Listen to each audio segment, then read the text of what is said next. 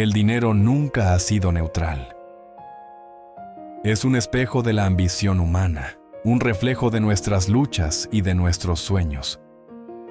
Cuando se convierte en moneda de imperio, adquiere un poder que va más allá de la simple transacción. Ya no se trata de pagar o cobrar, sino de imponer un orden invisible. Un orden en el que cada billete y cada moneda llevan grabada la sombra de una nación. El concepto de hegemonía financiera no surge de un tratado frío de economía.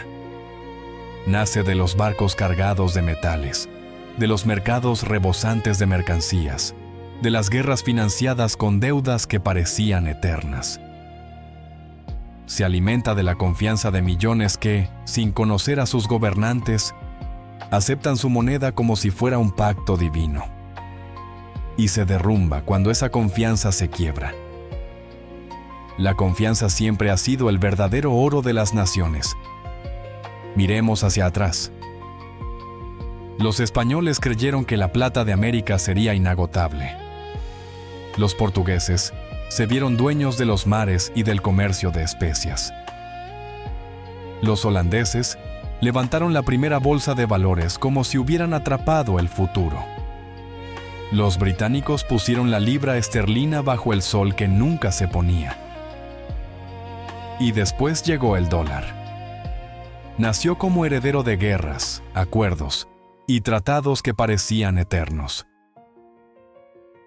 Se apoyó en el oro de Bretton Woods y después en la fuerza del petróleo. Se expandió como un río imparable por cada mercado, cada banco, cada reserva del mundo, hasta convertirse en el lenguaje silencioso del planeta entero. Pero nada dura para siempre.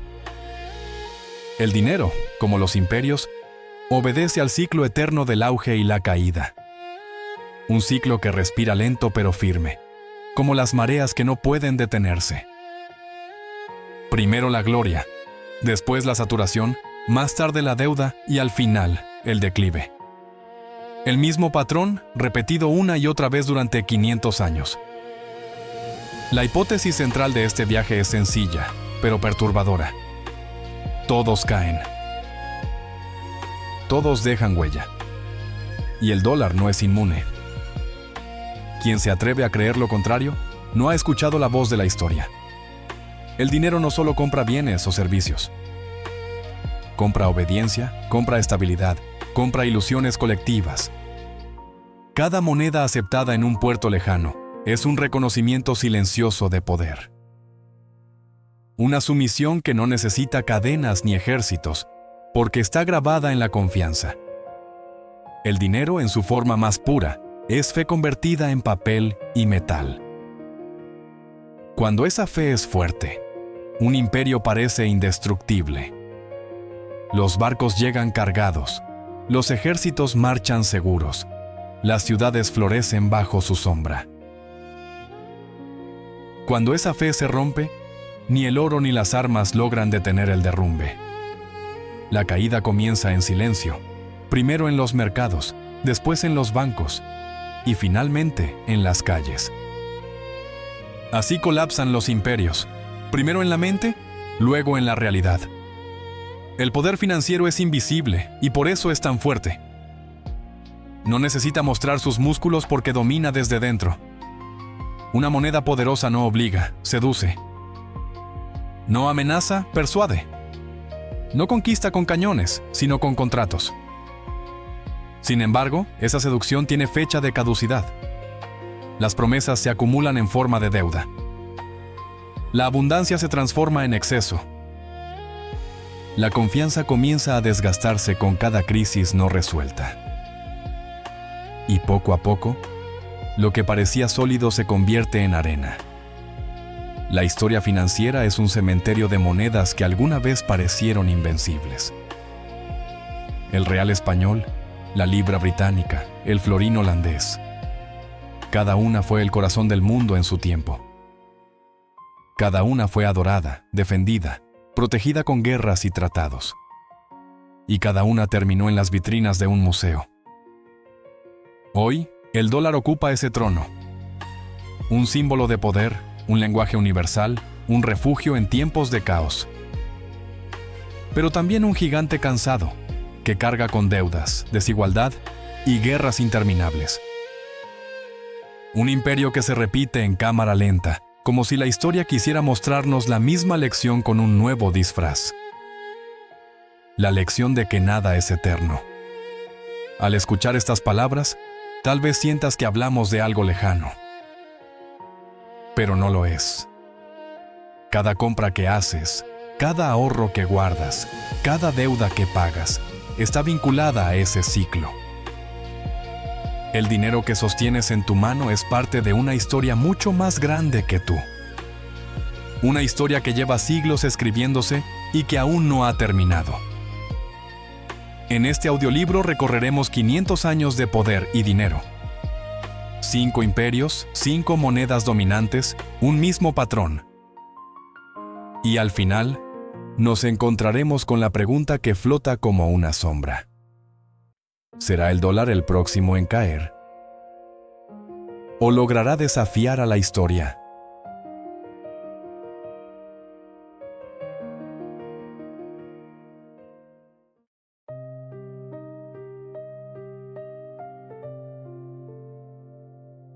Capítulo 1.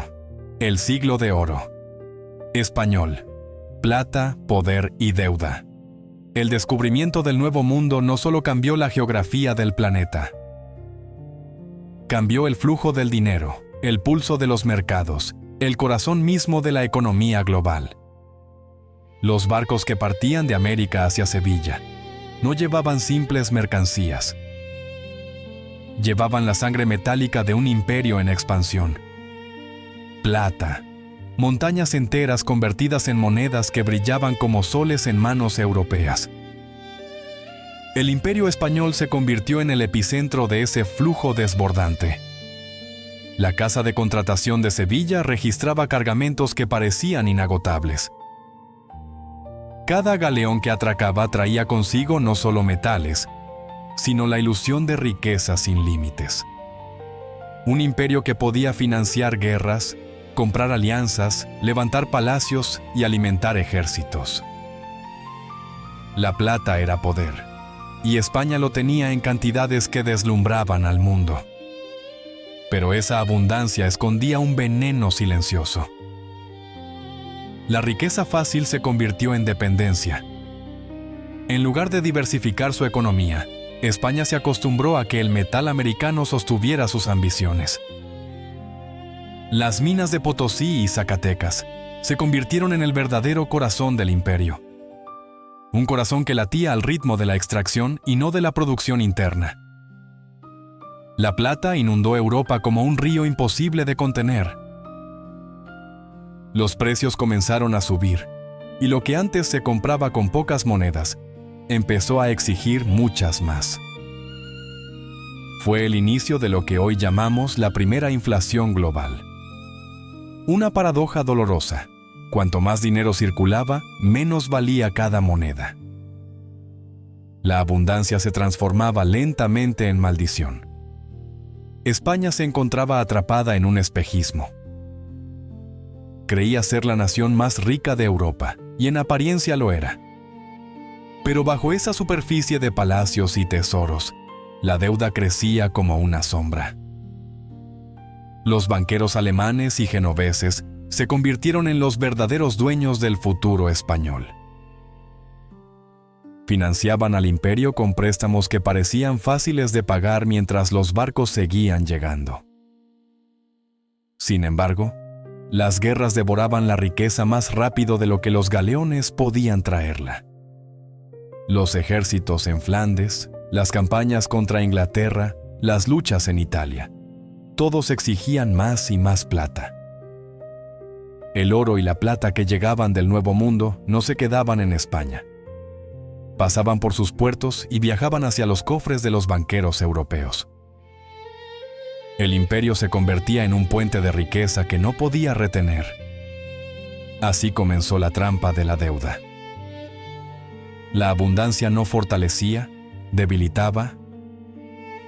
Cada préstamo contraído era una apuesta a que los barcos seguirían llegando. Cada interés pagado erosionaba un poco más la soberanía financiera. España, en su siglo de oro, estaba hipotecando su propio futuro. La plata, motor y maldición fue el combustible de un imperio que creyó ser eterno. Pero como todo exceso, terminó convirtiéndose en fragilidad. El brillo del metal escondía la sombra de la inflación, de la deuda, de la dependencia. Y en esa sombra comenzó a escribirse el principio del declive. Un declive que se repetiría siglos después en otros imperios, bajo otros nombres, con otras monedas. La plata de América no solo alimentó la grandeza de España, también transformó la economía mundial de una forma que nadie había previsto.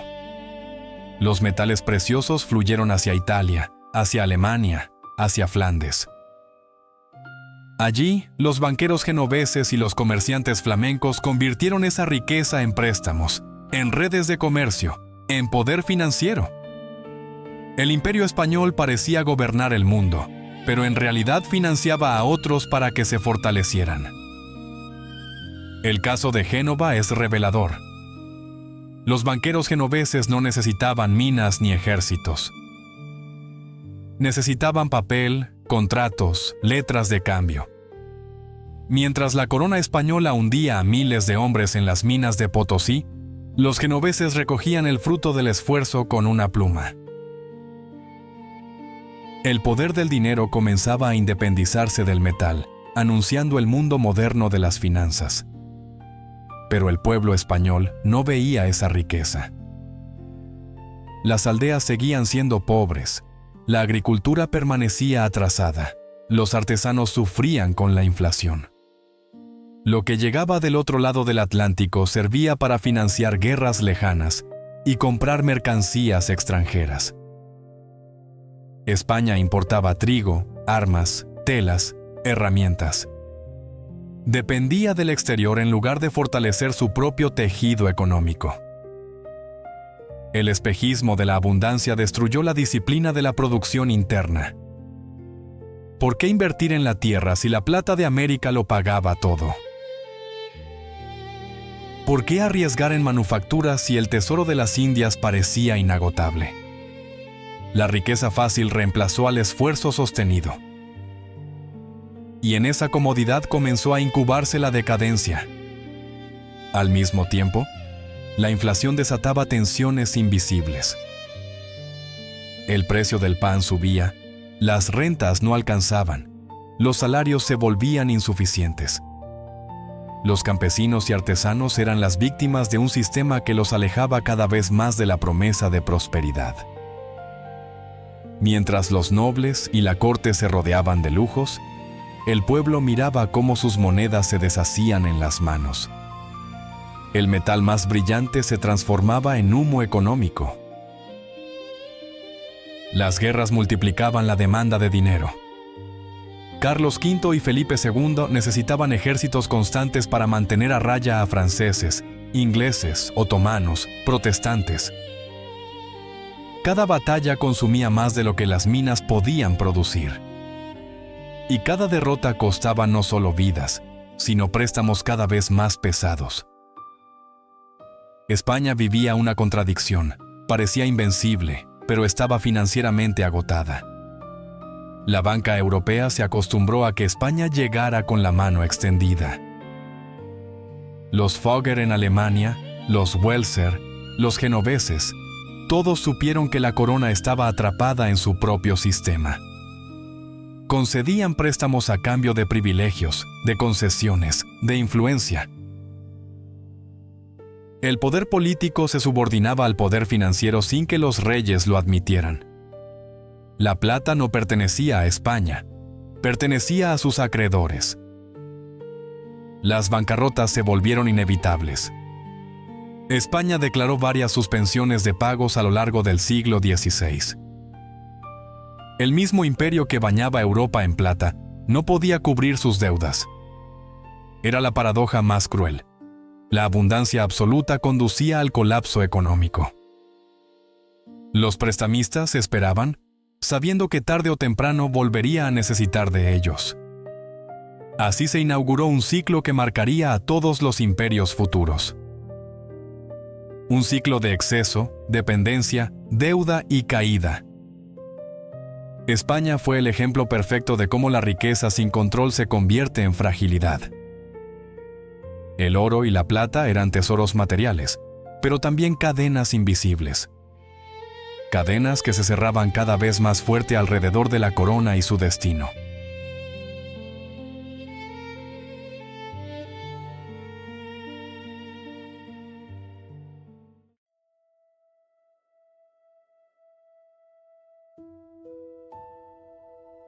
Capítulo 2. El Imperio Portugués.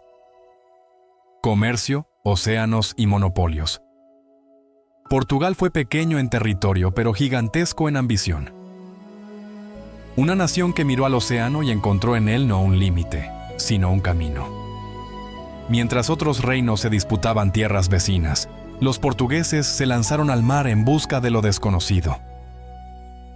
No buscaban oro ni plata al principio, sino especias. Canela, clavo, pimienta, pequeños granos que valían más que el metal en los mercados europeos. El imperio portugués se construyó sobre un mapa de rutas y monopolios.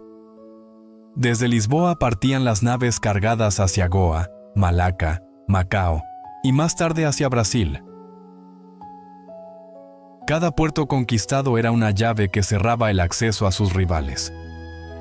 Cada fuerte en África o Asia aseguraba que solo la bandera portuguesa controlara el paso de las mercancías. No era un imperio de vastas tierras, sino de corredores marítimos estratégicos. El Océano Atlántico y el Índico se convirtieron en su tesoro. Mientras España apostaba a la abundancia de plata, Portugal apostaba al control de rutas. La diferencia era sutil pero poderosa. No necesitaban extraer recursos, bastaba con dominar el paso entre productor y comprador. Era un imperio logístico, una red invisible que hacía que todo pasara por sus manos. El mar era su mina, y las especias, su lingote. La Casa da Índia en Lisboa centralizaba este poder. Cada barco, cada cargamento, cada transacción debía pasar por ese monopolio estatal. Las riquezas entraban en las arcas reales como un río interminable. Y con ellas venía la sensación de que Portugal había encontrado el secreto del dominio global. Un secreto hecho de navegación, pólvora y comercio. Pero ese modelo tenía una fragilidad oculta. Al basarse en monopolios, dependía de mantener exclusividad absoluta. Mientras controlaran el estrecho de Malaca, el Cabo de Buena Esperanza o Goa, el negocio era perfecto. Pero bastaba con que un rival encontrara una nueva ruta o arrebatara una fortaleza para que el sistema se resquebrajara. El poder portugués era fuerte, pero extremadamente vulnerable a la competencia. Y esa competencia llegó. Holandeses, ingleses y franceses no aceptaron la exclusividad lusa. Crearon compañías poderosas, como la Compañía Holandesa de las Indias Orientales, que no dependían de un rey, sino de inversionistas privados. Eran ágiles, flexibles, capaces de movilizar flotas enteras con la lógica del capital. Portugal, en cambio, seguía dependiendo del aparato estatal y de un monopolio rígido. La sobredependencia de un recurso se convirtió en maldición. Cuando la pimienta dejó de ser tan escasa, cuando otros lograron plantar especias en colonias propias, el negocio perdió exclusividad. Los precios cayeron, los ingresos menguaron, y Lisboa comenzó a sentir que su mina del océano se agotaba. El monopolio que parecía eterno se volvió un espejismo. El comercio, que alguna vez había sido el alma de Portugal, se convirtió en la causa de su fragilidad. El mar, que al inicio fue su fortaleza, se transformó en su límite. Un océano abierto, donde las banderas enemigas empezaron a multiplicarse. Los portugueses habían sido pioneros, pero no supieron adaptarse cuando el juego cambió. El monopolio dio paso a la competencia, y la competencia reveló la debilidad de un imperio que dependía de un solo recurso. La lección era clara: el poder financiero y comercial no puede basarse en una sola apuesta. Portugal había abierto el mapa del mundo. Había trazado rutas, marcado costas, levantado fortalezas donde antes solo había misterio. Pero esa grandeza inicial se convirtió en una carga cuando la innovación dejó de estar de su lado. El impulso de descubrimiento se estancó, y lo que alguna vez fue exploración se volvió rutina comercial. El imperio portugués comenzó a repetirse a sí mismo, mientras otros crecían a su alrededor. El costo de mantener sus enclaves era gigantesco. Cada fortaleza en África, en la India o en Asia, exigía soldados, provisiones, armamento. El comercio no era solo barcos cargados de especias, era también pólvora, cañones y sangre. Cada ruta asegurada era un gasto constante que drenaba los ingresos. Y poco a poco, los márgenes de beneficio se reducían mientras los enemigos se multiplicaban. Lisboa veía llegar cargamentos repletos de especias. Los aromas exóticos llenaban los almacenes y el palacio real. Pero esa abundancia no se traducía en una transformación interna. La agricultura en Portugal permanecía pobre, la industria débil, el pueblo común apenas sobrevivía. La riqueza se concentraba en la corona y en una élite reducida, repitiendo la misma trampa que había hundido a España. La dependencia era tan absoluta que cualquier interrupción en las rutas se sentía como un terremoto. Un pirata, una flota enemiga, una tormenta. Bastaba un evento inesperado para que la cadena de ingresos se rompiera. Esa fragilidad se hizo evidente cuando los holandeses tomaron Malaca en 1641. Con esa sola pérdida, Portugal vio derrumbarse una de sus columnas de poder. El océano, antes su aliado, se convertía en el campo de batalla de su derrota. El modelo portugués no estaba hecho para resistir la diversificación de sus rivales. Mientras los holandeses producían especias en plantaciones propias, Portugal seguía dependiendo de rutas largas y costosas. Mientras los ingleses organizaban compañías que atraían capital privado, Lisboa seguía centralizando todo bajo un aparato estatal pesado. El tiempo de los pioneros había terminado. Comenzaba el tiempo del capitalismo organizado y de los imperios financieros modernos. La unión con España en 1580 fue otro golpe a su identidad. Durante 60 años, Portugal dejó de ser independiente, y sus colonias quedaron expuestas a los enemigos de los Habsburgo. Holandeses e ingleses aprovecharon la debilidad para arrebatarles territorios clave. La bandera portuguesa ya no imponía respeto en los mares. Era vista como una presa vulnerable. El prestigio que una vez inspiró temor se diluyó en pocas décadas. El colapso no fue inmediato, pero sí irreversible. Brasil se convirtió en el último gran sostén del imperio, gracias al azúcar primero y al oro después. Pero incluso esa riqueza siguió el mismo patrón: abundancia, dependencia, fragilidad. Portugal nunca dejó de mirar hacia afuera para resolver sus carencias internas. Y eso lo condenó a la subordinación frente a potencias emergentes más organizadas. La lección de Portugal es clara. El monopolio otorga ventajas inmediatas, pero crea una ilusión de seguridad. Cuando el mundo cambia, el monopolio se rompe como cristal. Y la hegemonía basada en un solo recurso se convierte en vulnerabilidad total. El mar que abrió horizontes terminó devorando el sueño de grandeza portuguesa. El imperio portugués mostró que no basta con descubrir. Se necesita adaptarse, diversificar, anticipar lo inevitable, la llegada de competidores.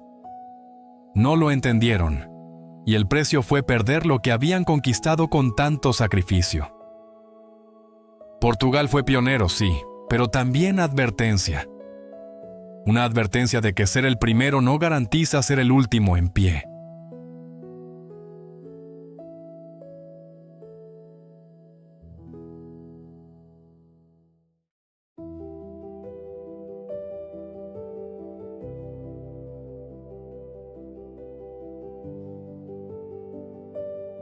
Capítulo 3. La era holandesa.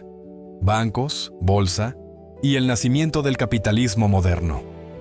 Ámsterdam fue una ciudad pequeña en territorio, pero inmensa en ingenio. Mientras los imperios ibéricos se desgastaban en guerras y monopolios rígidos, los holandeses crearon algo nuevo. Un imperio que no dependía tanto de tierras conquistadas, sino de contratos, inversiones y confianza.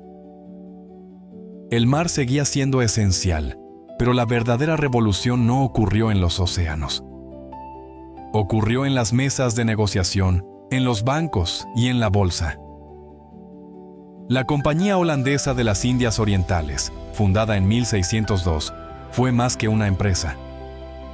Fue el primer gran experimento del capitalismo moderno. Permitía a ciudadanos comunes invertir en expediciones a Asia. Su dinero se transformaba en barcos, mercancías y rutas comerciales. A cambio recibían acciones, pedazos de propiedad que podían comprar, vender o heredar. Así nació la primera bolsa de valores. Un espacio donde los inversionistas negociaban papeles que representaban riqueza futura. Por primera vez, el capital dejó de estar atado a un cofre de plata o a un cargamento físico. Ahora era líquido, flexible, móvil. Una idea que cambiaría para siempre la forma de entender la riqueza. Ámsterdam se convirtió en el corazón financiero del mundo. Los mercaderes de toda Europa acudían a su puerto, no solo para comerciar bienes, sino para mover dinero. El Banco de Ámsterdam, creado en 1609, garantizaba seguridad y confianza. Cada depósito se convertía en un respaldo estable para las transacciones, evitando fraudes y estabilizando el comercio. La confianza en ese banco era tan grande que su moneda de cuenta fue aceptada en todo el continente. Los holandeses no necesitaban minas ni conquistas territoriales masivas. Su imperio era una red de capital que podía extenderse sin límites físicos. Invertían en barcos, sí, pero también en seguros marítimos, en préstamos, en innovaciones tecnológicas. Cada riesgo podía ser compartido, cada pérdida podía ser amortiguada, cada ganancia multiplicada. Era un sistema diseñado para expandirse más allá de lo que un solo rey o imperio podía controlar. Pero con esa innovación vino un nuevo tipo de exceso. La especulación se convirtió en parte del juego. El ejemplo más famoso fue la burbuja de los tulipanes en 1637. Un simple bulbo de flor llegó a costar lo mismo que una casa en Ámsterdam. La riqueza parecía infinita, hasta que la burbuja estalló y dejó ruina tras de sí. Ese episodio reveló algo fundamental. La riqueza moderna ya no dependía de lo tangible, sino de la confianza. Cuando la confianza crecía, las fortunas parecían eternas. Cuando la confianza desaparecía, ni el contrato más sólido podía salvar a los inversionistas. Era el nacimiento de un poder invisible, más frágil y más poderoso que nunca. Aún con sus riesgos, el sistema holandés era imitado y admirado. Los ingleses y los franceses observaron de cerca, tomando nota de cómo convertir el capital privado en fuerza imperial. El modelo de la compañía accionaria, del banco sólido y de la bolsa organizada se convirtió en el nuevo estándar global. La hegemonía ya no era solo cuestión de ejércitos, sino de números escritos en papel. La modernidad económica había nacido en Ámsterdam. Sin embargo, incluso este sistema tenía límites. El exceso de confianza, la sobreexpansión militar y los costos de guerras con Inglaterra fueron debilitando la supremacía holandesa. El capital podía multiplicar barcos y flotas, pero no podía garantizar victorias eternas. Ámsterdam había creado el corazón del capitalismo, pero pronto Londres reclamaría ese mismo trono. La historia seguía avanzando, repitiendo su patrón: innovación, esplendor, exceso y caída. La historia financiera del mundo cambió en Ámsterdam, donde los canales no solo movían barcos cargados de especias, sino también la circulación invisible del crédito y la deuda. Allí nació un modelo nuevo, el de una economía organizada en torno a instituciones financieras capaces de transformar monedas en confianza, confianza en acciones y acciones en poder real. La creación del Banco de Ámsterdam en 1609 fue una revolución silenciosa.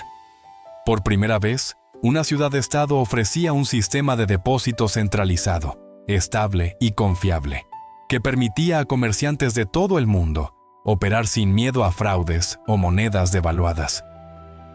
El dinero dejaba de ser solo metal para convertirse en un instrumento de confianza compartida. Pero la innovación no se detuvo allí. En 1602, con la fundación de la Compañía Holandesa de las Indias Orientales, el mundo conoció el nacimiento de la sociedad anónima. Ya no se trataba de expediciones financiadas por un rey o un grupo reducido de nobles, sino de miles de inversionistas anónimos que podían arriesgar su capital a cambio de recibir dividendos. Con ello, surgió la primera bolsa de valores, un lugar físico en Ámsterdam, donde el riesgo se negociaba como mercancía. El capitalismo moderno respiraba por primera vez en esas salas llenas de voces, promesas y contratos. La bolsa no era solo un mercado de especias o de rutas marítimas, era un mercado de futuros, de apuestas sobre lo que aún no había sucedido. Allí se compraban y vendían no solo bienes presentes, sino expectativas. Y en esas expectativas, los comerciantes encontraron una forma de multiplicar ganancias más allá de lo tangible. Así, el imperio holandés consolidó un poder que no dependía de ejércitos enormes, ni de territorios infinitos, sino de la capacidad de organizar el capital de miles de manos en una sola dirección. El dinero, por primera vez, se convirtió en el verdadero motor de la hegemonía. Ámsterdam se transformó en la meca financiera del siglo XVII. Allí se fijaban precios internacionales, se resolvían disputas comerciales, y los bancos otorgaban créditos que sostenían guerras, colonias y gobiernos enteros. El poder militar estaba subordinado al poder financiero. Sin crédito, no había barcos. Sin barcos, no había especias. Y sin especias, no había riqueza. El circuito estaba completo, y el centro era siempre el mismo, el sistema financiero holandés. Sin embargo, en medio de la gloria, ya se escondían las semillas de la fragilidad. La especulación, ese motor de expansión, comenzó también a corromper las bases del sistema. La famosa burbuja de los tulipanes en la década de 1630 fue más que una anécdota de flores caras. Fue una advertencia de lo que sucede cuando la codicia colectiva sobrepasa la realidad económica. El precio de un bulbo podía superar el de una casa entera, hasta que de un día a otro todo colapsó. La riqueza en papel se desvaneció, y con ella miles de fortunas. Ese episodio dejó claro que la innovación financiera podía ser también un arma de doble filo. Mientras más complejo se volvía el sistema, más vulnerable era a los excesos humanos. Y en ese desequilibrio se encontraba el germen de la caída. Un imperio que dependía menos de la fuerza tangible de sus ejércitos y más de la volatilidad de sus mercados, estaba condenado a enfrentar crisis recurrentes.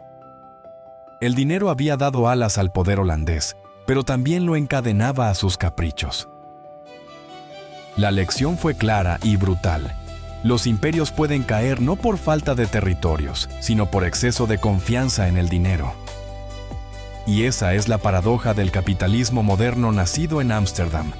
Su fuerza está en la innovación, pero su fragilidad está en la sobreexpansión.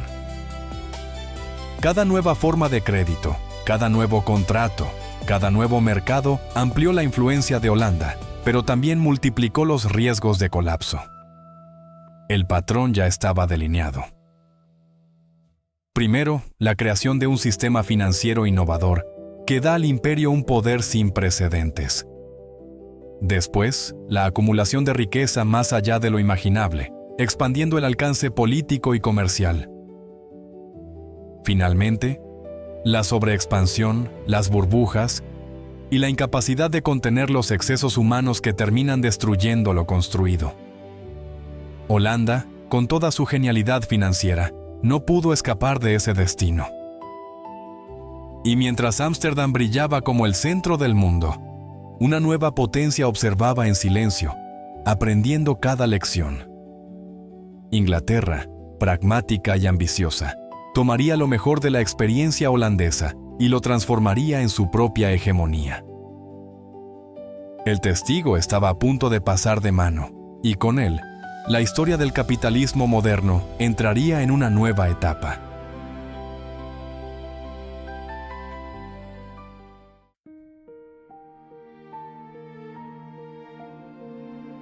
Capítulo 4. El Imperio Británico. La libra esterlina y el comercio global. El ascenso de Londres como capital del mundo fue un proceso que se gestó lentamente, alimentado por guerras ganadas, colonias conquistadas y un sistema financiero que supo aprender de los aciertos y errores de sus predecesores. A diferencia de España, que basó su poder en la extracción de metales, y de Portugal y Holanda, que lo cimentaron en rutas y monopolios, Inglaterra encontró en las instituciones y en la estabilidad de su moneda la clave para sostener su hegemonía. Londres se convirtió en un centro donde fluían no solo mercancías, sino también seguros marítimos, contratos de futuro, letras de cambio y una infraestructura legal que daba confianza a inversionistas de cualquier rincón del planeta. La libra esterlina fue el corazón de ese sistema. Respaldada por el patrón oro, se transformó en la primera moneda verdaderamente global. Mientras otras naciones enfrentaban inflación o devaluaciones frecuentes, la libra ofrecía estabilidad, y esa estabilidad era más poderosa que cualquier cañón. Ser aceptada en puertos lejanos, en bancos de Asia, África y América, significaba que el poder británico no necesitaba estar físicamente en todos lados. Bastaba con que la libra circulara. Era un imperio sostenido en la confianza, un imperio invisible, tan real como sus colonias. El patrón oro consolidó este dominio. Inglaterra impuso la idea de que cada libra tenía un respaldo tangible en reservas de oro, y ese simple concepto ancló al mundo entero en una disciplina financiera sin precedentes. La libra era tan sólida como el oro que dormía en las bóvedas de Londres, y esa confianza convirtió a la City en el epicentro de la economía mundial. El comercio global fluía como un río, y Londres era el cauce que lo dirigía. Pero ese esplendor no habría sido posible sin la violencia estructural del colonialismo. Las colonias proveían materias primas baratas, mercados cautivos y mano de obra explotada, mientras la metrópoli se enriquecía sin medida. El algodón de la India, el azúcar del Caribe, el caucho de África y los minerales de decenas de territorios eran la base material sobre la cual descansaba el orden financiero de la libra esterlina. Detrás de la estabilidad de la moneda, había millones de cuerpos esclavizados o sometidos, millones de vidas quebradas para sostener el equilibrio británico. Las guerras fueron otro motor del poder británico. No solo las libradas con bayonetas, sino también las económicas, guerras de tarifas, bloqueos navales y la imposición de tratados desiguales que aseguraban la supremacía comercial. La famosa guerra del opio no fue un conflicto por drogas, sino por mercados. Inglaterra forzó a China a abrirse a un comercio que beneficiaba solo al imperio. La libra era el estandarte visible de esa dominación. Londres brillaba, pero en esa misma luz se escondían las sombras de la decadencia. La Primera Guerra Mundial marcó el inicio de una grieta profunda. El costo descomunal de la guerra obligó a Inglaterra a endeudarse con Estados Unidos, debilitando poco a poco la supremacía de la libra frente al dólar emergente. El patrón oro, que parecía eterno, empezó a mostrar sus límites cuando el mundo necesitaba más liquidez de la que el oro podía sostener. Después de la Segunda Guerra Mundial, la libra esterlina ya no era la misma.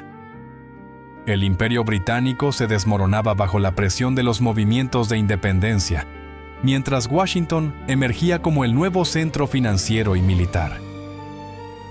La libra, antes símbolo indiscutible de estabilidad, pasó a ser una moneda debilitada, reflejo de un imperio en retirada. Londres seguiría siendo relevante, sí, pero el poder había cruzado el Atlántico. La historia de la libra esterlina demuestra, una vez más, el patrón eterno. Primero el auge, luego la consolidación, finalmente la pérdida gradual.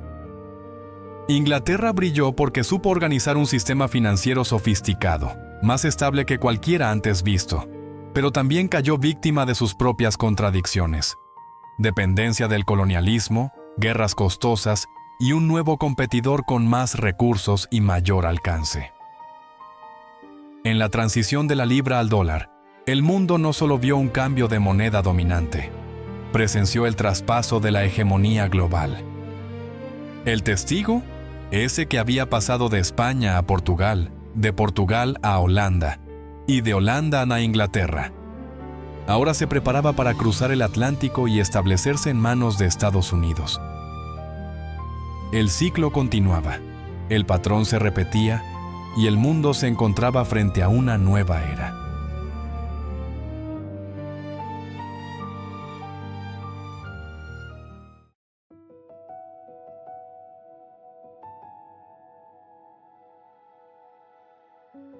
Capítulo 5. El Imperio Americano. El dólar y la era del petrodólar. El fin de la Segunda Guerra Mundial no solo dejó ruinas en Europa y Asia, también dejó un vacío de poder que Estados Unidos estaba listo para llenar.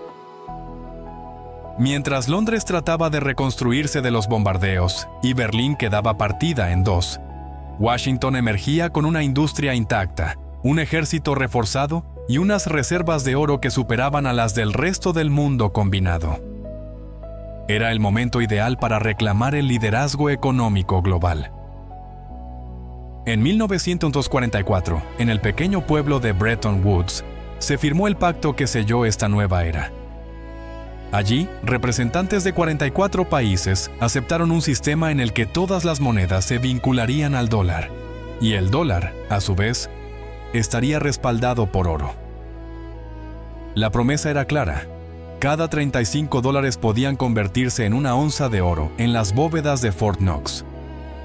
Esa promesa convirtió al dólar en el eje del comercio internacional. Ya no era la libra esterlina, ni el oro en sí. Era el billete verde, con la firma del Tesoro de Estados Unidos, el que marcaba el ritmo del mundo. La confianza en ese sistema no era solo económica, también era política. Estados Unidos se presentaba como el defensor de la libertad frente al bloque soviético, y la estabilidad del dólar era un símbolo de esa promesa. Pero mantener ese equilibrio era costoso. Las guerras de Corea y Vietnam, junto con un gasto militar desbordado, comenzaron a erosionar las reservas de oro. El mundo pedía más dólares de los que podían respaldarse con lingotes. En 1971, Richard Nixon tomó una decisión que cambiaría el sistema financiero para siempre. Cerró la ventana del oro. A partir de ese momento, el dólar ya no estaría respaldado por el metal precioso. Era una moneda fiduciaria, sostenida no por algo tangible, sino por la fe en el gobierno de Estados Unidos. El mundo debería confiar en el dólar no porque pudiera convertirse en oro, sino porque representaba el poder militar, político y económico más grande del planeta. Pero había un problema. ¿Cómo mantener la supremacía del dólar sin el oro? La respuesta fue el petróleo. En 1974, Washington selló un acuerdo con Arabia Saudita. Estados Unidos garantizaría la seguridad del reino y, a cambio, todo el petróleo saudí se vendería exclusivamente en dólares.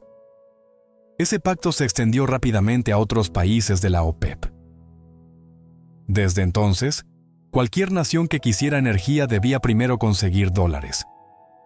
Así nació el petrodólar, un nuevo patrón que reemplazó al oro como sostén del sistema. El impacto fue inmediato.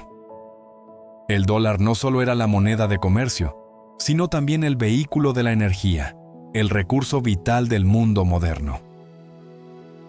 Europa, Asia, América Latina y África dependían del billete verde no solo para financiar sus transacciones, sino para encender sus fábricas, mover sus ejércitos y alimentar sus poblaciones. El dólar se volvió indispensable, y esa dependencia cimentó la hegemonía de Estados Unidos durante décadas.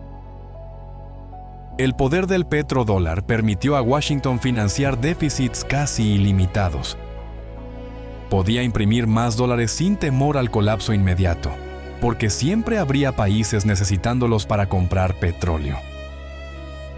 Esa capacidad convirtió al dólar en la sangre del sistema financiero global y a Estados Unidos en el banquero del mundo. El imperio ya no necesitaba conquistar territorios masivamente, bastaba con controlar la moneda en la que se comercializaba la energía. Pero como todo imperio, también este modelo tenía grietas. La dependencia excesiva del petrodólar ligaba la estabilidad del sistema al precio del crudo, a los conflictos en Medio Oriente y a la voluntad de países productores. Cada guerra en la región, cada embargo, cada crisis energética recordaba al mundo que la hegemonía del dólar descansaba sobre arenas movedizas. Y al mismo tiempo, potencias emergentes comenzaban a preguntarse, ¿hasta cuándo seguirán aceptando la supremacía de una sola moneda? La historia del dólar, desde Bretton Woods hasta el petrodólar, refleja la misma lógica de los imperios anteriores. Innovación, expansión y dominio absoluto, seguidos por contradicciones internas y presiones externas que siembran la duda sobre su continuidad. Como la plata española, las especias portuguesas, la bolsa holandesa o la libra británica, el dólar encontró su motor en un recurso clave, el petróleo. Y como ellos, también enfrentará el desafío de sostener lo insostenible. El ciclo aún no se ha cerrado, pero la pregunta flota en el aire. ¿Será el dólar el próximo en caer?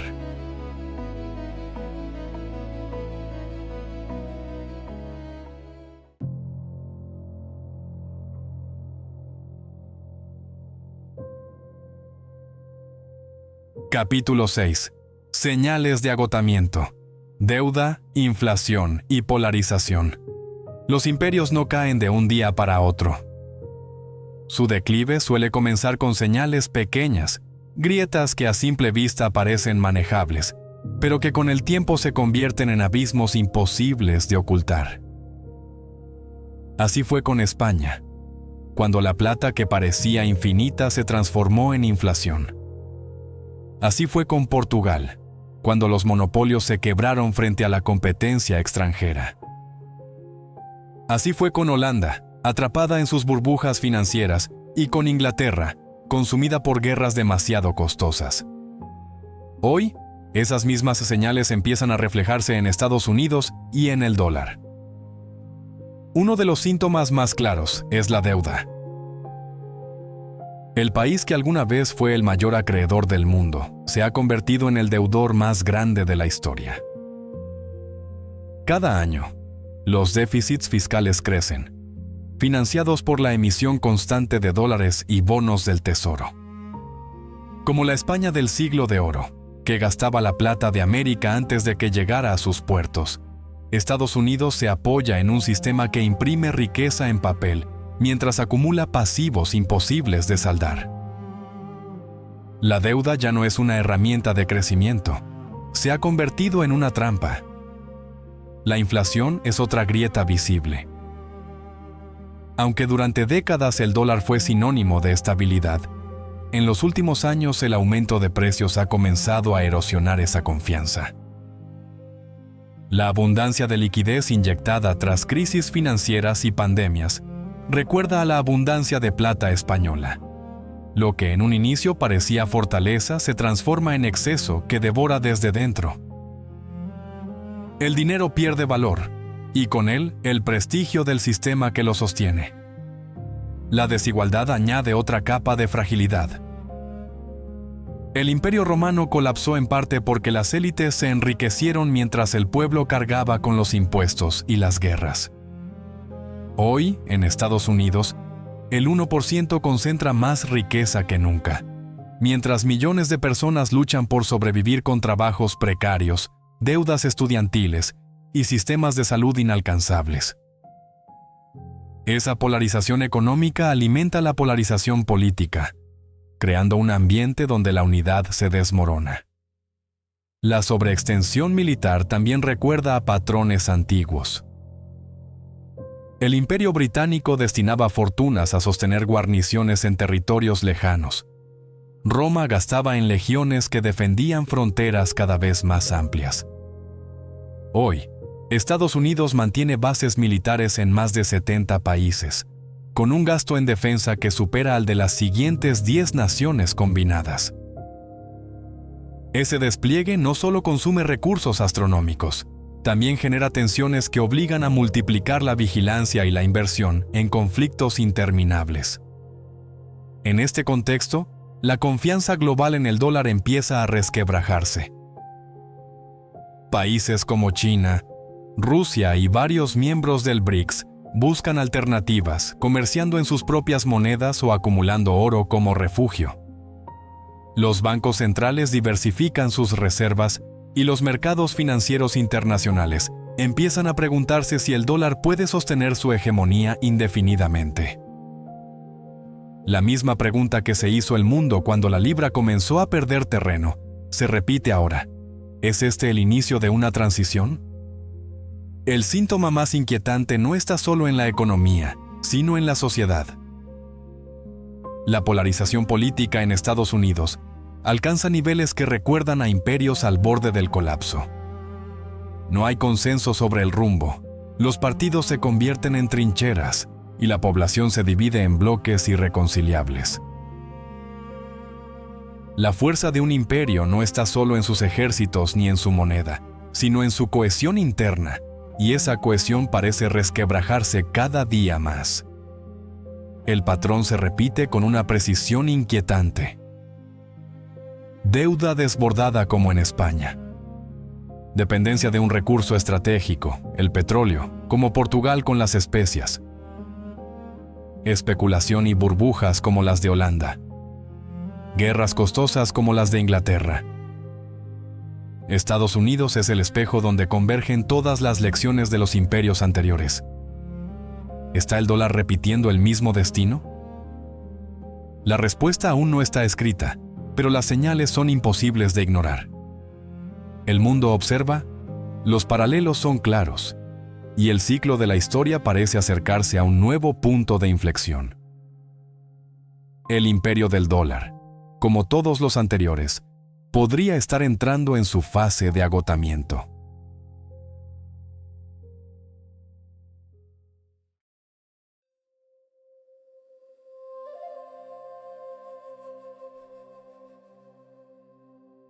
Capítulo 7.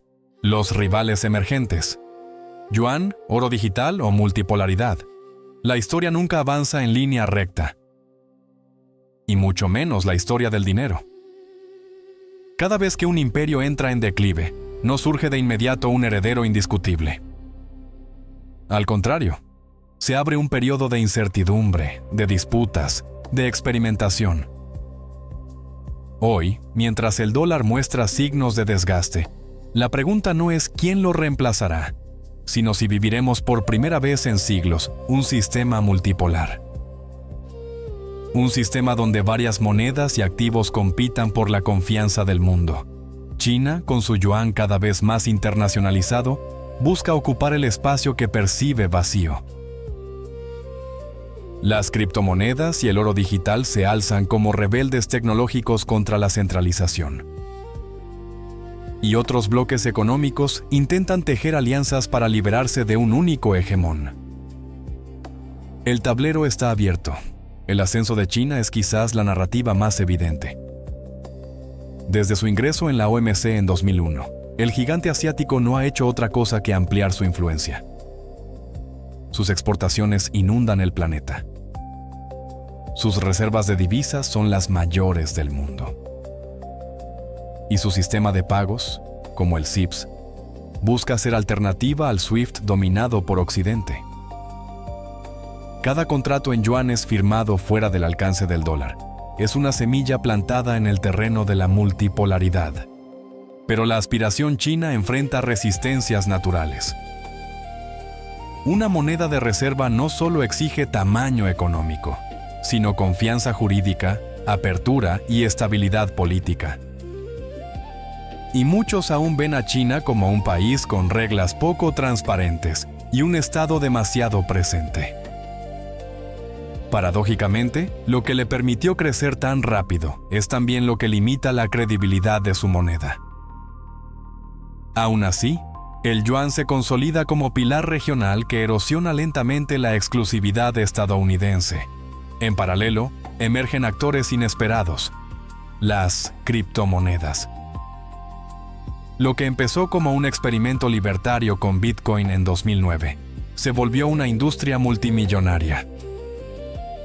Aunque su volatilidad impide que sustituyan al dólar de inmediato, su sola existencia revela un cambio cultural profundo.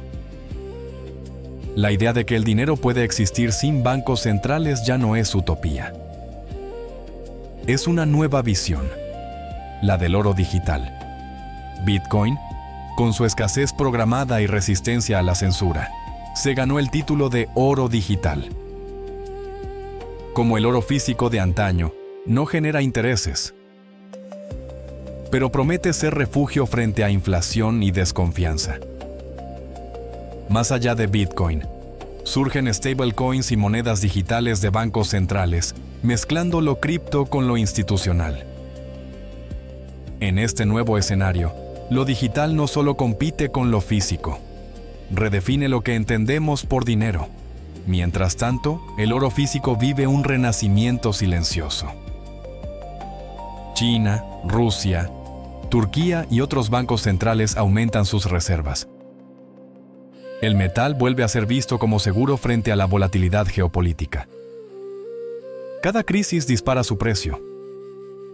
La memoria colectiva recuerda que, más allá de algoritmos y sistemas, nada reemplaza la seguridad de un lingote en la bóveda. Así, no emerge un único sucesor del dólar, sino un mosaico. Un mundo donde el yuan domine en Asia, el dólar siga fuerte en Occidente, el oro y Bitcoin funcionen como seguros. Y nuevas alianzas regionales busquen escapar de la dependencia de un solo hegemón. Pero la multipolaridad trae complejidad. En un sistema unipolar, las reglas las dicta un centro.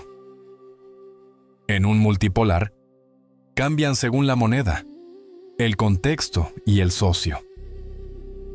Eso fomenta innovación, sí, pero también incertidumbre y tensiones. El dinero, que debería ser un lenguaje común, se convierte en campo de batalla. El dólar aún conserva ventajas insustituibles. Su liquidez, la profundidad de sus mercados financieros, la seguridad jurídica y el peso implícito de su ejército. Pero las grietas son visibles. Como en los ciclos pasados, no se trata de si habrá un cambio, sino de cuándo y cómo. Quizás la gran lección de esta transición no sea descubrir al próximo emperador monetario, sino aceptar que el futuro del dinero podría no tener emperadores absolutos. en lugar de un cetro único, veremos una constelación de poderes. Un equilibrio frágil, pero real. El dinero, como siempre, refleja lo que somos, cíclicos, plurales y en constante transformación.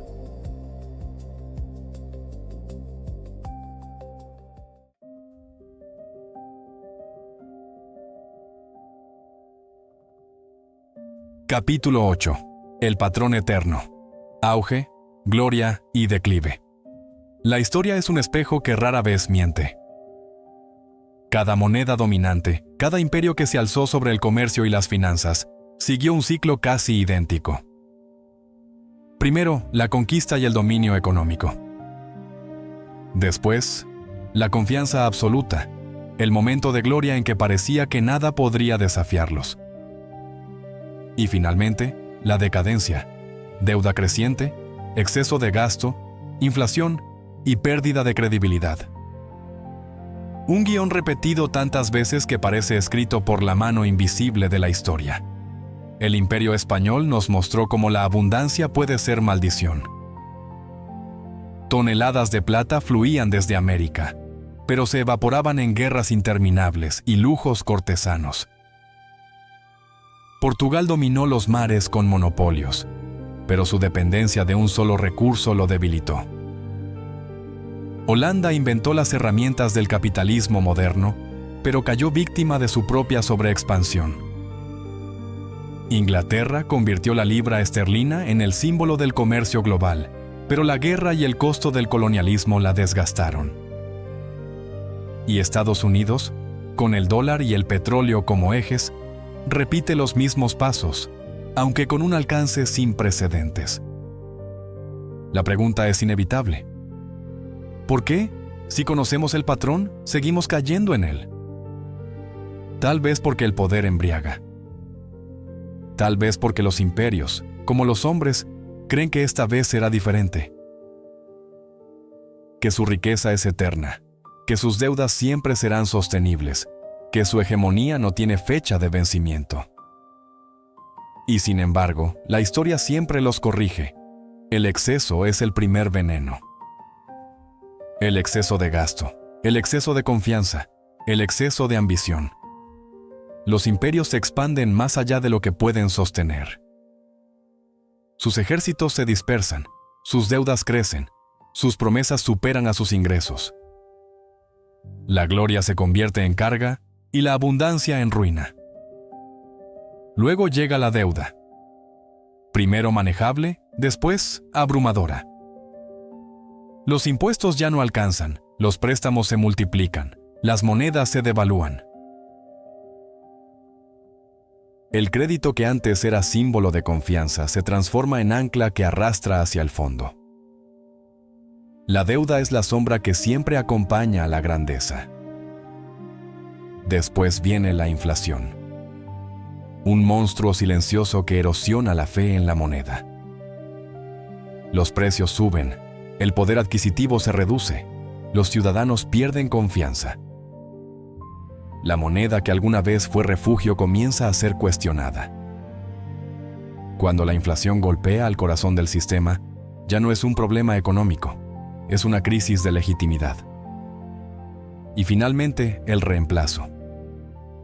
Una nueva moneda surge, primero tímidamente, después con fuerza. El comercio internacional la adopta, los bancos centrales la acumulan, los ciudadanos la reconocen. Lo que parecía inconcebible se convierte en rutina. El viejo imperio cae en el olvido financiero y el nuevo ocupa su trono. Ese es el patrón eterno: auge, gloria y declive. Un ciclo que ha marcado 500 años de historia. El real español, el florín holandés, la libra británica y ahora el dólar. Todos creyeron ser eternos, todos fueron reemplazados. Y la pregunta que flota en el aire es inevitable. ¿En qué lugar de ese ciclo se encuentra hoy Estados Unidos? El dólar aún es fuerte, pero las grietas son visibles. La deuda es récord. La polarización política desgasta la confianza. La inflación ha vuelto a ser una amenaza global. y los rivales emergen con nuevas herramientas: yuanes, criptomonedas, reservas de oro, acuerdos bilaterales. El tablero se mueve, aunque el gigante aún esté de pie. El patrón eterno no dicta fechas exactas. No nos dice si el dólar caerá mañana o en 50 años. Pero sí nos advierte que ningún poder financiero es inmortal. Que todo imperio lleva en sí mismo la semilla de su destrucción. Y que, al final, lo único permanente es el ciclo mismo.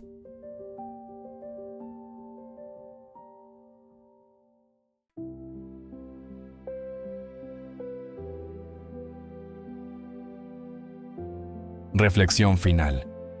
¿Es el dólar el próximo imperio en caer? La historia nunca se cierra del todo. Es un libro sin última página, un relato que siempre deja capítulos pendientes. Hoy, al mirar atrás, vemos 500 años de imperios que nacieron, dominaron y finalmente cayeron. Vemos los tesoros españoles convertidos en deuda. Los monopolios portugueses devorados por competidores. La genialidad holandesa eclipsada por su sobreexpansión. La libra británica arrastrada por guerras y colonialismo. Y el dólar, aún erguido, pero con grietas visibles bajo sus pies. La pregunta es inevitable: ¿será el dólar el próximo imperio en caer? ¿O logrará resistir, reinventarse y prolongar su hegemonía más allá de lo que imaginamos? ¿Será reemplazado por el yuan, por el oro digital, por una canasta de monedas, o por algo que aún no conocemos? Viviremos por primera vez en siglos en un mundo verdaderamente multipolar, sin un centro único que lo controle todo. Nadie puede responder con certeza. La historia no ofrece respuestas exactas, solo patrones. Y los patrones nos dicen que todo poder es finito, que toda moneda dominante termina cediendo su lugar. Que la abundancia conduce al exceso, el exceso a la deuda a la inflación, y la inflación al colapso de la confianza. Ese es el ciclo eterno. El dinero cambia, el patrón permanece. Quizás el oyente de estas palabras no viva para ver el final del dólar.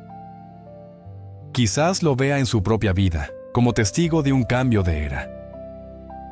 Porque cada uno de nosotros, al comprar, ahorrar o endeudarnos, formamos parte de esa historia. No somos meros observadores, somos piezas del tablero. Tu salario, tu hipoteca, tu tarjeta de crédito, todo está conectado con este sistema que parece tan inmenso como frágil. El mundo entero sostiene al dólar, incluso aquellos que lo critican. Es el refugio en la tormenta, la medida de comparación, el pulso que marca la economía global. Pero esa centralidad lo vuelve también más vulnerable. Porque cuando todos dependen de una sola columna, el riesgo es que al quebrarse, el derrumbe sea global. Entonces, ¿qué nos queda como lección?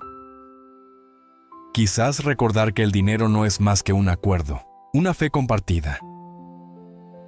Que lo que hoy parece indestructible mañana puede ser un recuerdo. Que las monedas son solo símbolos, y que lo que realmente perdura es la dinámica de poder que las sostiene y luego las derrumba. El dólar puede resistir décadas o caer antes de lo esperado. Lo cierto es que ya escuchamos antes este eco en la historia.